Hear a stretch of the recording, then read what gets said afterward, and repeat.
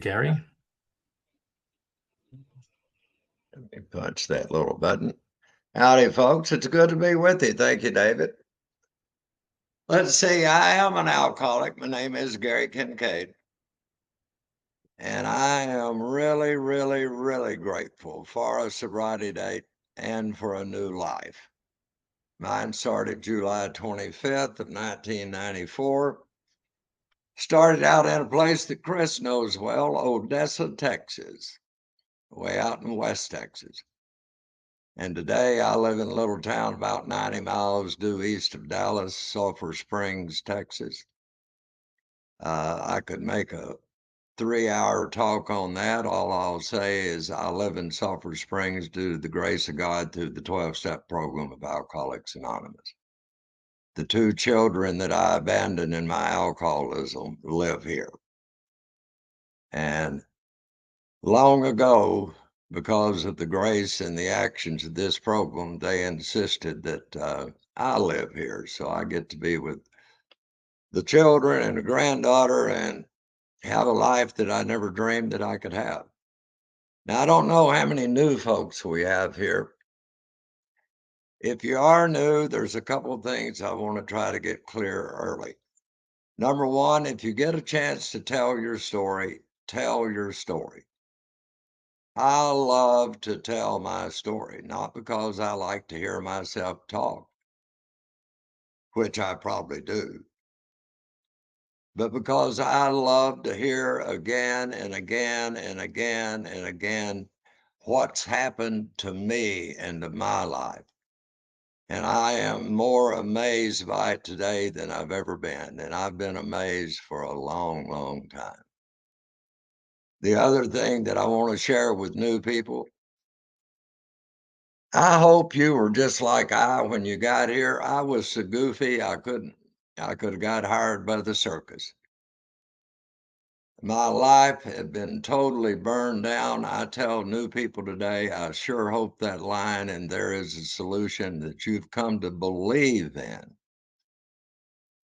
The hopelessness and futility of your life as you've been living it. And I had gotten to that point and thought it was the worst time of my life, turned out to be the best thing that ever happened to me. But I say that, I want to share some things about those early months, and I'm not sure if I remember them correct or not.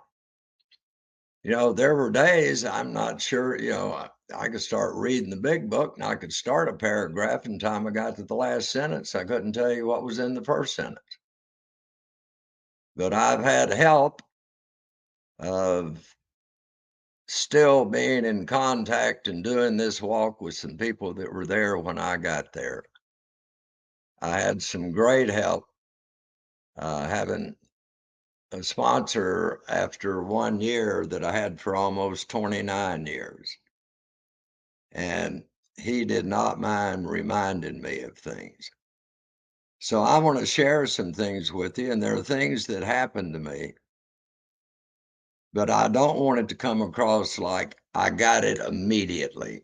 Something was said and I got it and it was cleared up then and forever. They had a statement they used to use a lot out in West Texas: repetition confirms and strengthens habit until faith becomes natural. And there's a lot of repetition in this, and thank God there is. Sometimes on a Zoom talk, I like to read something out of the big book, and this has been a favorite of mine for years and years and years, and it tells a lot of my story, and it's in the foreword to the second edition. The physician had repeatedly tried spiritual means to resolve his alcoholic dilemma, but had failed. But when the broker gave him Dr. Silkworth's description of alcoholism and its hopelessness, the physician began to pursue the spiritual remedy for his malady with a willingness he had never been able to muster. He sobered, never to drink again up to the moment of his death in 1950. And here it is. This seemed to prove that one alcoholic could affect another as no non-alcoholic could. It also indicated that strenuous work, one alcoholic with another, was vital to permanent recovery. And I love reading back over that. And, I read this book with my sponsor, but I didn't get any of that when I read it. What I got out of that is I had a sponsor who was not interested in me learning recovery. He was interested in me doing recovery. But I can look back at this time and see that I'm going to talk about four men today. And one of them is a guy that lived in Odessa, that if you were around that man for 30 minutes, you knew he was in Alcoholics Anonymous. He did not maintain personal anonymity at his workspace and with his friends. And, he wasn't punching you in the chest and talking AA, but he lived a life that people like me, who knew the hopelessness and the futility of life, just dreamed and wished that we could live. And he let people like me know where that came from. And I'll forever be grateful that when my moment of grace, my moment of clarity arrived in July of 1994, I knew a man. And I never want to forget that, that I'll forever be grateful that Joe didn't hide uh, and didn't keep himself so anonymous that people outside the rooms couldn't find someone when their time came. I can't tell that whole story. I can tell you that I went to his office that morning. I don't really remember what we talked about. I was still pretty drunk. What I do remember is around noontime, he said, "Get in the truck." And he took me to my first meeting. He didn't give me a schedule of meetings. He didn't give me a bunch of phone numbers. He didn't say, "If you really want it, you'll go get it." He had me in his office. He put me in his truck and he took me to that meeting of Alcoholics Anonymous. And I'm not even sure I wanted to go, but that didn't make much difference to Joe. I can remember going in, looking at my shoes, being embarrassed. I'm starting to shake just a little bit with the withdrawals. I didn't have the DTs my first 10 or 12 years of drinking, but I had them those last 12 to 15 years. And I don't remember much about that meeting. I don't remember if I got a chip. I don't know who was chairing. I don't know what the topic was. All I know is that after that meeting, the guy who's going to become my sponsor assigned some of his pigeons to me. And though I wasn't really aware of it, for the next 3 days, I never was alone. One or more of those guys was with me while I was detoxing. And they were taking me to meetings. And again, I don't remember anything that was said. I was crazy as hell, and I found out you guys like us better that way. What I do remember is I believe it was on my fourth day when I walked into the suburban group of Alcoholics Anonymous in Odessa, Texas, and two of you, separate from each other, not these guys that have been watching me, two of you walked up to me and called me by my name and welcomed me into that meeting. The first word I really remember hearing in one of your meetings was Gary. And I remember being amazed by that. And these guys that had been working with me or helping me detox told me I needed a sponsor. They pointed out the guy that I should ask. walked me over to him, and on that 4th or 5th day, I forget which one it was, I walked out of the room and I had a sponsor. And I feel very fortunate. Joe and Charlie had been in Odessa in 1989, and they had done one of their big book workshops there at the Suburban Group. And my sponsor was a man that had about 16 or 18 years when I got him. He had about 10 or 11 years when Joe and Charlie came. And that weekend changed his life. He had really never been introduced to the big book. He had a Meeting Makers Make It recovery. Uh, but he took the big book seriously. He took Joe and Charlie seriously. And he took his job with me very seriously. I know that looking back.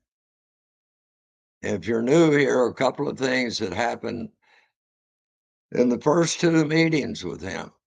And I remember it was a Saturday or Sunday. I didn't have a vehicle that ran. He had to come pick me up.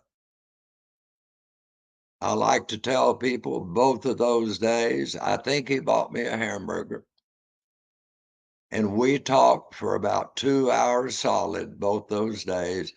And that guy listened to me intently. And I don't believe he ever listened to me again after that. He remembered everything I said and he used it against me after that. And I'm really thankful that that happened. Because in that second meeting, and I'm starting to clear up just a little bit, and I'm telling this man about another divorce I'm going through. I'm telling him about the IRS just put me on their amends list I hadn't filed in 8 years. I'm telling him about these two children that I'm so ashamed of the father I've become. I'm telling him about this liver I bump into when I turn around. I'm giving him all of the legal problems I've got. And thank God, I remember him saying something to me like, Gary, those are not problems. Those are consequences.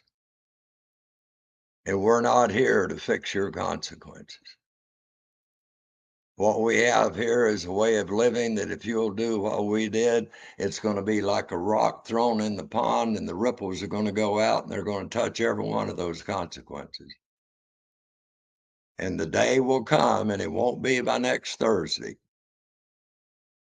but the day will come when you will be able to look back and not regret the past nor wish to shut the door on it.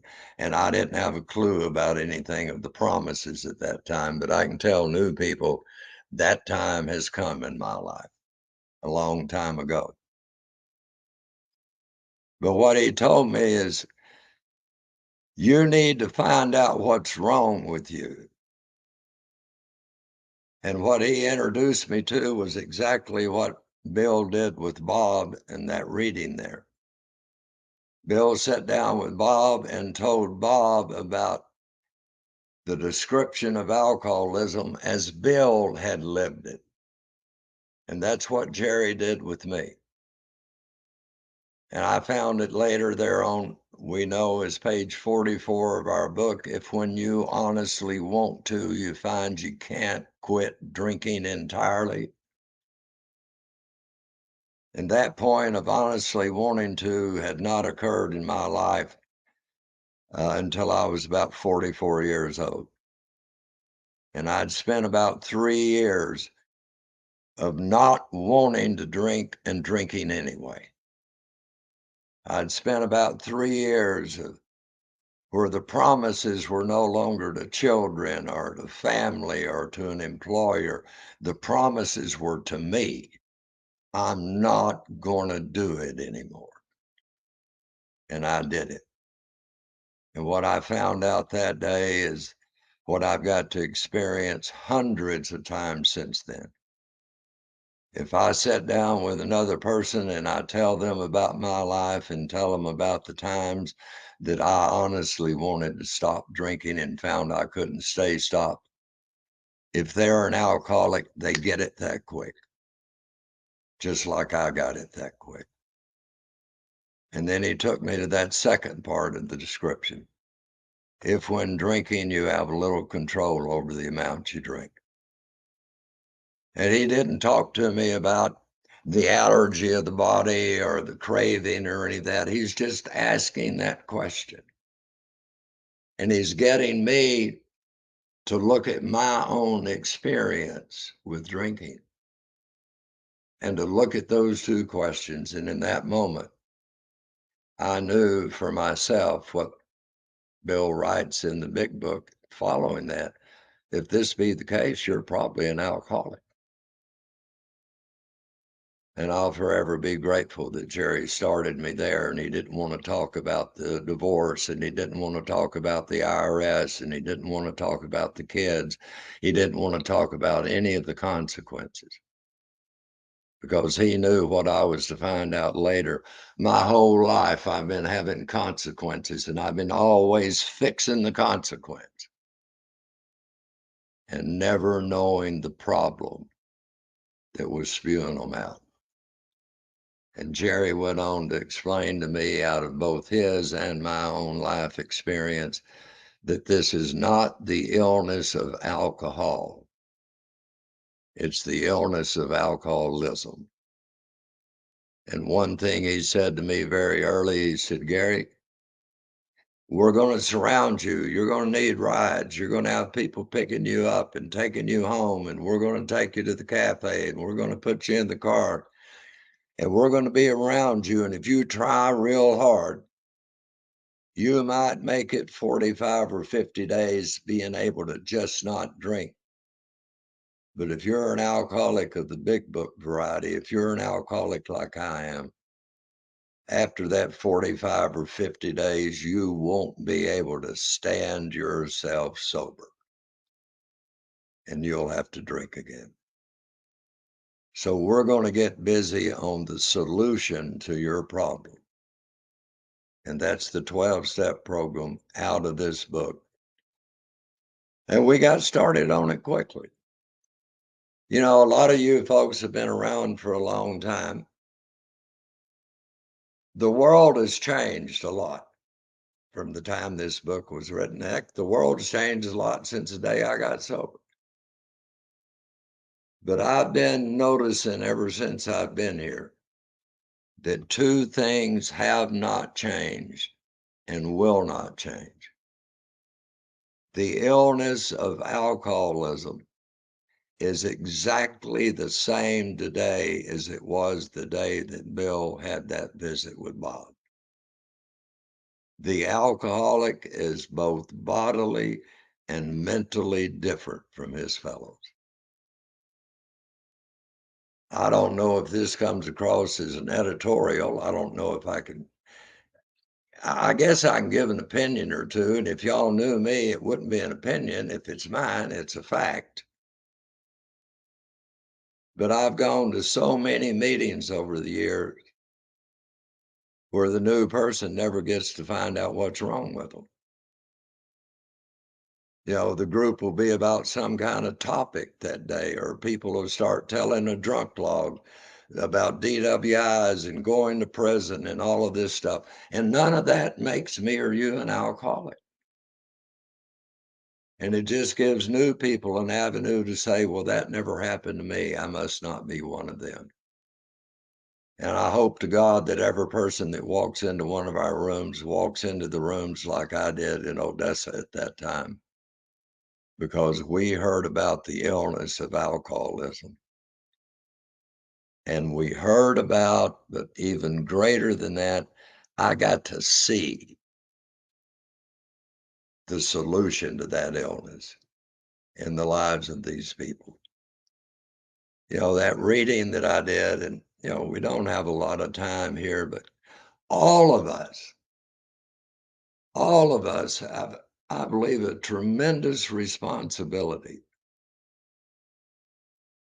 to make certain that when that new person or any person comes in, I happen to believe that everybody that walks into AA for the first time needs a 12-step call. They need someone willing to take a couple hours and go to the parking lot with them or go to the cafe with them. I was at a meeting last night. I'm doing the traditions in a town about 90 miles from here. And they started the meeting, and before I got up, they said, "Now, everybody here that's willing to be a sponsor, raise your hand." And then they made the statement, "Now, new people, if you need a sponsor, go to those folks." Well, of course, the first thing I had to share it with them, I said, "Let's try something different. How many of you in this room do not have a sponsor? Raise your hand. Keep them up for a minute. And all of you people that raised your hands to be a sponsor, you ought to be going to them. We don't wait for them to come to us." And I say that out of my experience of going to Joe's office that morning.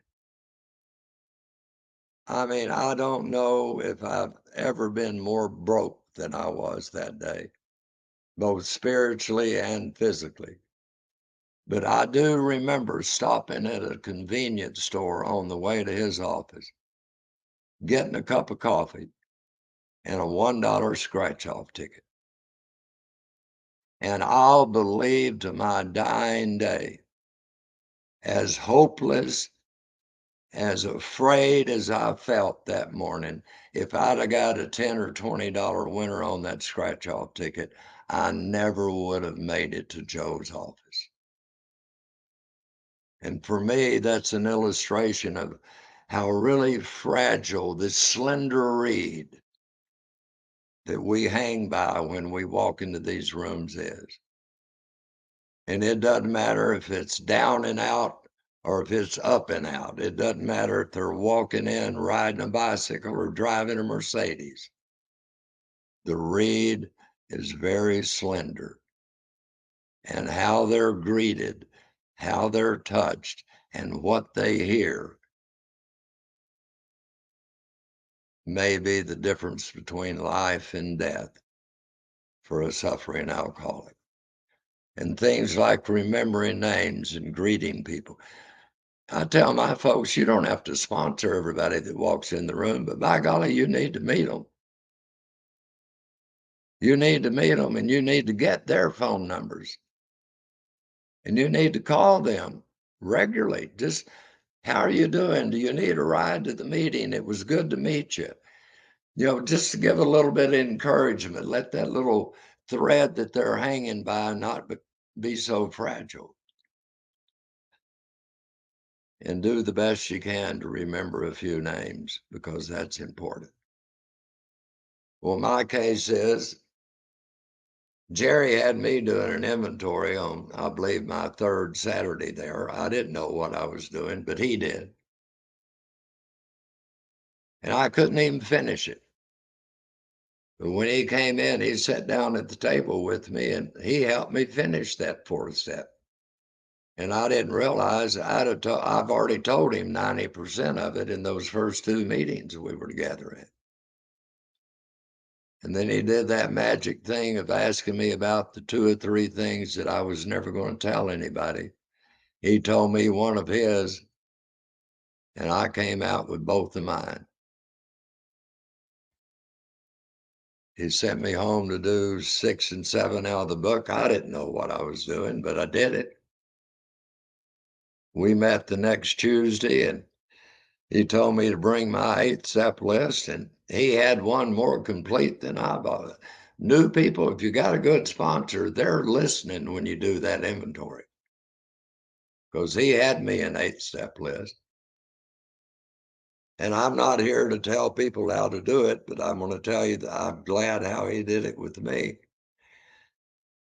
He gave me my first three amends, wrote them down on 3 by 5 cards. We rehearsed them a little bit. And he said, "You do these three this week." He didn't ask me who I wanted to go to or who I never wanted to talk to. He gave me my first three. The next week, we did three more. I found out later on he was giving me the ones that I could do face to face. I didn't have enough money to go out of town to do them, but he didn't want me doing them by phone or by letter. He wanted me to sit down in front of people face to face and to make those amends. And long story short on that, I owed $142,000. It took me nearly 16 years to get that paid off. I wanted to wait till I had the money to pay it. Jerry had me doing 5, 10, and $15 money orders. And the good thing about doing it that way, it may have taken me 16 years, but I was free from those after about 6 months. But about my 5th or 6th week, I met the second guy I'm going to tell you about. The second guy, that's one alcoholic can affect another alcoholic like no non-alcoholic can. This is not a guy that's a sponsor. This is not a guy that's probably ever told his story anywhere. This is a guy that claimed his 2 square feet on 3 meeting nights a week. And he suited up and he showed up and he was in the middle of this thing and he was joyful about it. And every time he spoke, and I can close my eyes and I can see him today. Now, folks, when I got here, I had a wall full of college degrees, many of them advanced degrees. And I'm out in Odessa, Texas, with a bunch of oil field workers that couldn't spell cat if you spotted them 2 letters. And I've got this thing in me that I guess my sponsor knew about. I'm trying to learn recovery. If I can just write enough, if I can journal about it, if I can get the right book, if I can learn it, I've got it. And what Jerry knew is that recovery is not learned, it's experienced. You and I did not learn our alcoholism. We experienced it day by day, week by week, month by month, year by year, drink by drink. We experienced this descent into the pits of hell. And I'm not going to learn my way out. It's going to take day by day, week by week, month by month, year by year, taking a simple set of actions on a daily basis that includes everything that was in that reading in that second edition of strenuous work with other alcoholics, of knowing that I don't have anything more important in my life to do than to share what y'all have done with me with someone else. And the odd thing about that is it becomes a spiritual paradox. The busier I am with that, the more time I've had for my granddaughter and my children and my family. It's like there's a God's economy that if I will do these things, more and more and more time opens up to me to live this life that I never believed I could have. But I walked into a Monday night meeting and we're already doing the steps. I'm already into my amends, but James Ford did it again. He got up and said, "My name is James Ford and I'm a crazy alcoholic. I can't read or write. I can't even sign my own name. My sponsor gave me that big book on tape and let me do that 4-step on a tape recorder. And I hadn't had a drink of whiskey or any other alcohol since April the 20th of 1986. Now, I've heard James say that probably a dozen times, but that night, James became one alcoholic talking to another. And I heard James say, maybe it's not about education. Maybe, Gary, you can read and write in 3 languages, but you can't not drink. Maybe this thing is not learned. Maybe it really is experienced. Maybe you're going to get it from no other group of people than those people that already have it and are trying to share it with you. and we got busy. Yeah, I could tell you stories about James. I found out as he got older, I carried James all across West Texas. I picked him up for meetings. I got to bring him back to Oklahoma one time. His family lived in Foreman, Arkansas, about 10 miles from where my grandparents were raised. I got to take him back. Now, I mean, this is Arkansas hillbilly corn liquor country. And we pulled up in that yard and he got out and his two old sisters came running to that car, throwing their arms around his neck and hugging and kissing him. And they were so delighted that they had a brother. And they didn't need to know that AA had done that, but James needed to know, and I needed to know. And I got to see that. Well, I'm doing this stuff and life's getting pretty good after about 11 months. I got a transmission in that old truck. I can go places now. I'm probably on about my third girlfriend. It took me a little while to grow up in here. I've got a job. As a matter of fact, I got two of them. I got a little money in my pocket. I've made all those amends. I have children, twins, a son and a daughter. And by then, my daughter was talking to me. My son wasn't. But life's pretty good. And I must be making, God, I bet 25 meetings a week. My whole life is go to work and go to meetings. But things are starting to kind of wear off. I'm real delighted when I'm at the meeting and I'm with you people, but I get home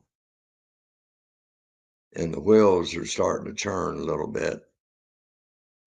And there's just not the sense of, AA is fantastic the first 5 or 6 months that you're involved in it. You can almost get a great high just out of the meetings and the fellowship, but that's going to wear off if you're like I am.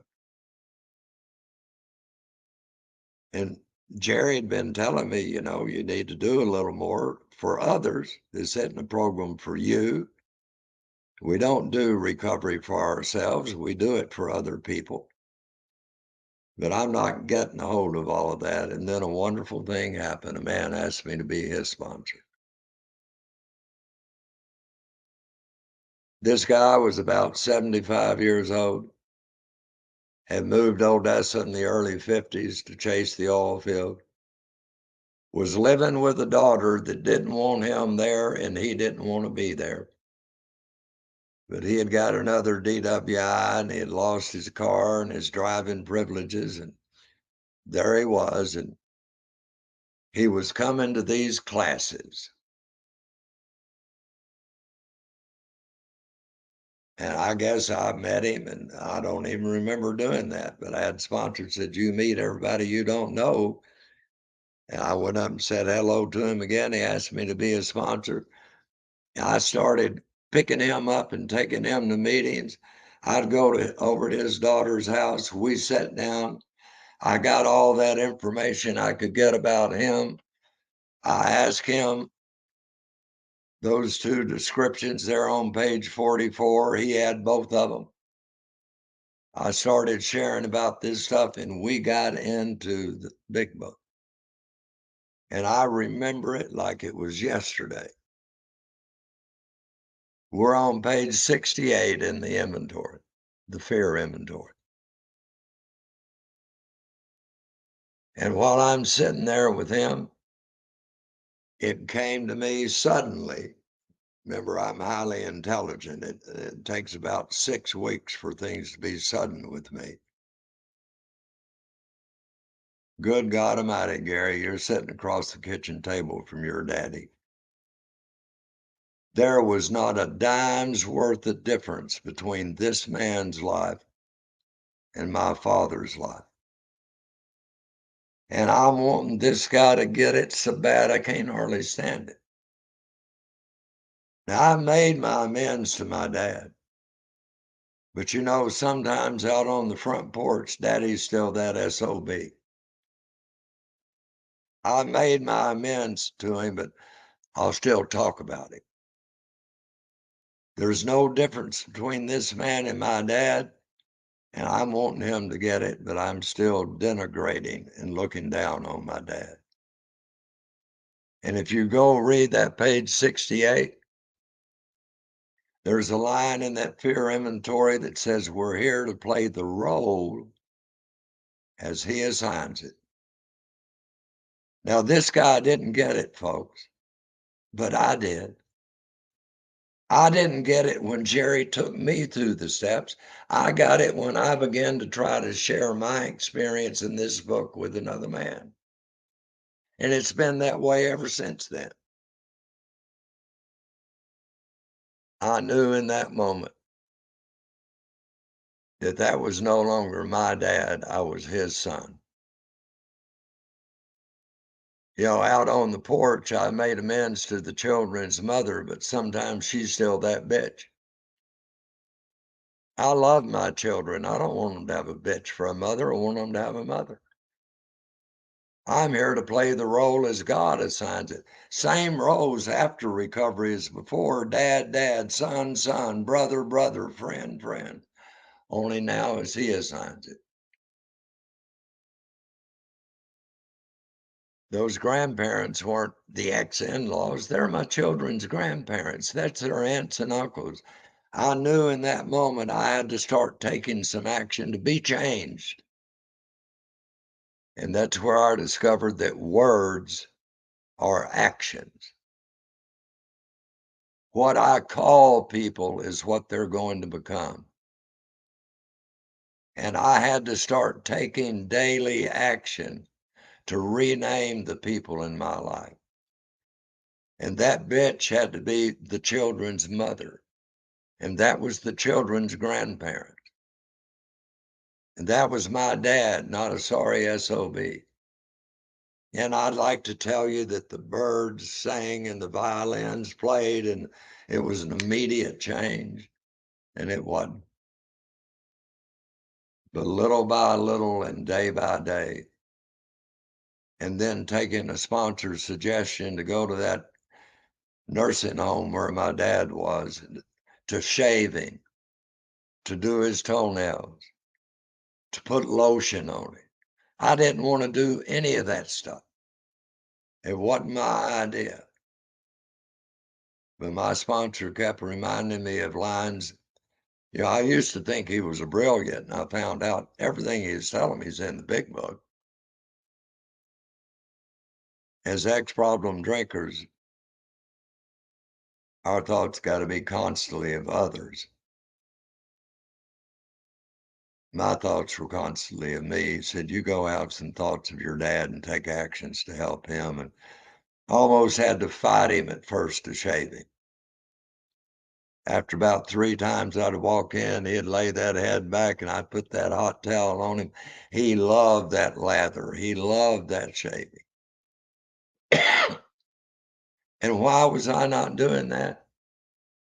I didn't think he had deserved it. He hadn't been a good dad. And it was pointed out to me, you hadn't been a very good kid. Why don't you just concentrate on being a good kid?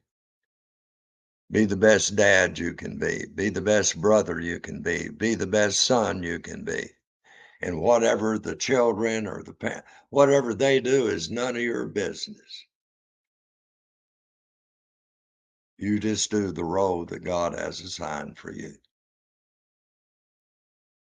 When I was 5 years sober, I'm in Midland Memorial Hospital when my dad is dying with a rag on his head, holding his hand. He was no longer a SOB or a still suffering alcoholic. He was just daddy.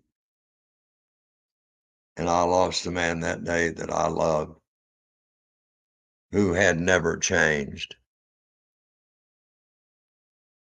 And read it again carefully. I read it all the time. It's page 25 in that book of ours. And it's on, there is a solution. And I keep reminding people nothing happens on this page. This is a preview of coming attractions. There's some action that has to be taken, but it tells me what I get is I get a new attitude. I've always wanted new circumstances. I've wanted my brother, my daddy, everybody else to change so I would be okay. And this program says we're not going to give you new circumstances. We're going to give you a new attitude. And when you get a new attitude about life, about this world, and about God's universe, guess what? You're going to have new circumstances. And I couldn't believe that till I experienced it. And I told you about that man that helped me find it. People, I went back over there about 2 weeks later, and his daughter met me and said, he's gone. She didn't know where he went. I've never seen him again. I've never heard from him. I can't even remember his name. But one of the most impactful events that have shaped my life and my recovery happened to a guy who happened to say, well, will you be my sponsor? And I found out later his PO told him he had to get one. That doesn't matter. I needed someone to share this book and my experience with, and it changed me. My time's going to run out before I tell you about the third one, but what I would say is you've got them in your life. All of us have innumerable people. Dr. Bob talks about it in his farewell address. Don't forget, people gave you a pat on the back and a little encouragement, to suit up and to show up and to encourage people and to look around the room. And if there's someone that doesn't have someone that's giving them this program out of our book, why not me? Why not you? I moved at 11 years sober. Chris there knew my sponsor. I moved, and you know what happens when you move? They don't do it right where you move to. And the first thing Steve told me when I wanted to complain, he said, you go to the next meeting you can go to and you find you a newcomer and take them out to eat. You need someone to work with. And I've had good health. I've had the ability to do it. But since I was 11 years sober, I've never not had someone I'm taking through the first 9 steps of this program.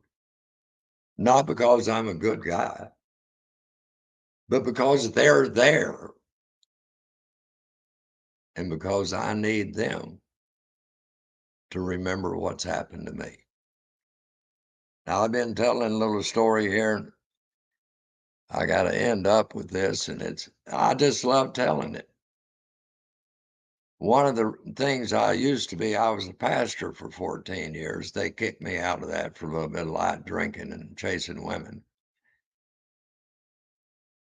But I thought about one of those stories, and I don't tell it as a church or a biblical story. I tell it as an AA story, but I use it because it tells the story better than I can. And some of y'all know it as the lost sheep. Well, if you pay attention to history and you look at Middle Eastern ancient history, they had herds of goats and flocks of sheep, and most of them were 25 or 30, not large. But every sheep had a bell around its neck. And the shepherd would guide them to green, lush pastures and try to keep them away and keep the wolves away. But the sheep learned to never get away from the sound of the other bells, or they were in danger. And those sheep never did run away. They got their nose down in deep, lush grass and just nibbled themselves away from the flock. Well, AA works real well. If we're not careful, if you're like I am, the gifts of recovery can sometimes get in the way of the gift of recovery. And I could start to nibble myself away from this flock. The bells for me is all that chatter and laughter and AA symphony before and after a meeting, at a conference or at an event. And whether you've been here for 1 week or for 50 years, I urge you, stay in the sound of the bells, and you're probably going to be okay. Y'all got some great speakers coming up the rest of this month. I want to thank you for allowing me to be a part of your group tonight. Thank you.